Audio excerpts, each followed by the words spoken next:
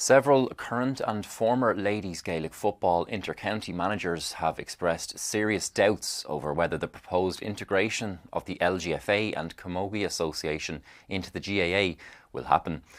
In 2027, the three associations are set to merge into one, known singly as the GAA. At present, the GAA is responsible for men's Gaelic football and hurling, while the LGFA, or Ladies Gaelic Football Association, oversees women's Gaelic football. Then there's the Camogie Association, which controls the all-female version of hurling known as Camogie.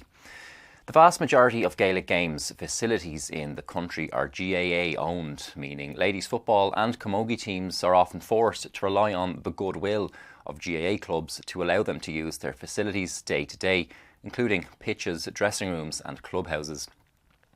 The idea for integration was listed by the GAA as a priority in 2022, following a meeting of the GAA Congress, which passed motions directing all three associations to work towards the union.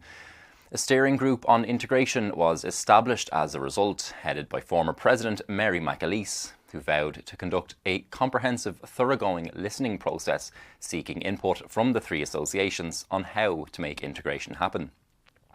The group's latest update last month said a clear framework for a unified future has been achieved, which respects the traditions, structures and autonomy of clubs across the country.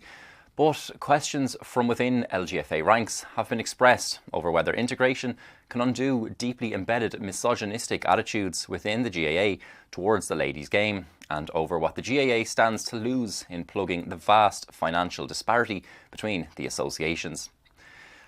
In one instance, the former manager of an inter-county ladies' side told the Irish Independent that a GAA official at a GAA-owned stadium denied access to the ladies' players to warm up prior to a game, forcing them to do so in the car park, while another said his squad were relegated to using a dressing room full of rats and mice, while the men's team were granted use of the county's preferred primary changing facilities.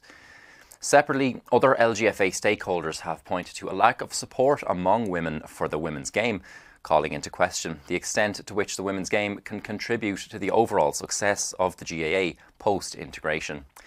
Given that the provision of vital Department of Sport funding requires proof of equal access to men and women by GAA clubs, the requirement to ensure equality of opportunity across the game will rigorously test the viability of integration.